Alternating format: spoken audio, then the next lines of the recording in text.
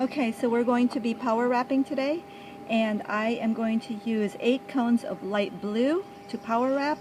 Here is my ball. Let's make sure it's focused. And then I have the 8 strands from each of the cones, and I'm just going to start wrapping. So I wrap and turn, wrap and turn, wrap, turn. So we are doing this throughout the entire ball. I use 8 strands. This is called power wrapping. Sometimes I use 12. It just depends how many I have. I just don't have another, I don't have 12 cones on hand. So I just wrap and turn, wrap, turn. And I do this so that we can get equal and even coverage around the entire ball. And there is no one specific spot on the ball that will build up more than another. So that's why we are constantly going wrapping and turning, wrapping and turning. And the goal here is to wrap the entire ball and cover all the gaps, cover the yarn, so that it's not, you can't see it, and so that you can start covering the ball for a good stitching surface. Just be careful you don't get your fingers caught in the wrap, because if you do that, it's going to be very loose when you take your fingers out. So just make sure that the threads that you're wrapping are laying flat on the ball.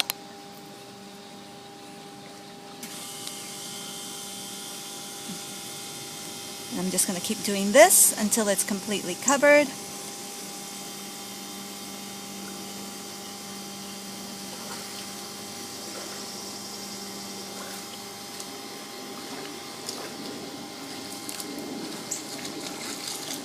As you can see, the threads are not all going in the same direction. They're all over the ball.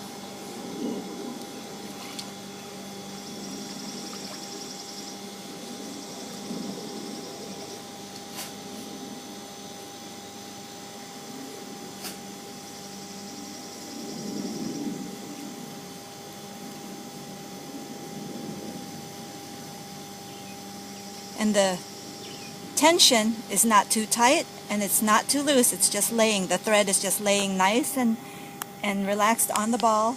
It's not so loose that if I were to go over this with my hand it would fall off.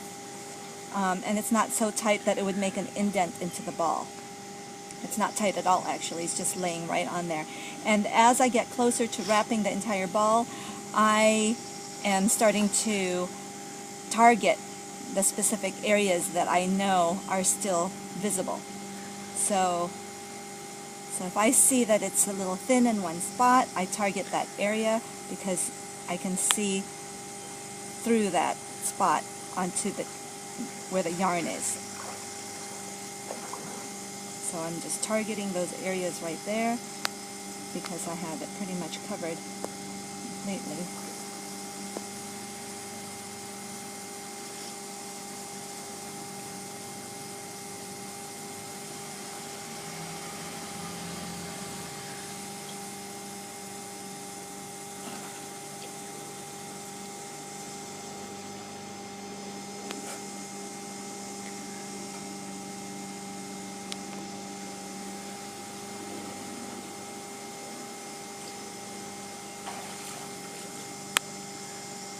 And as I'm doing this, I make sure, I was looking at it as I was covering the ball, and it seemed pretty round, but now I'm just going to make sure that it is nice and round.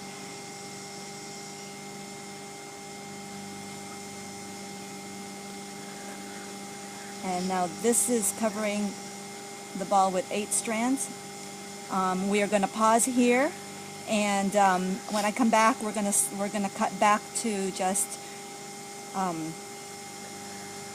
2 strands and start from there.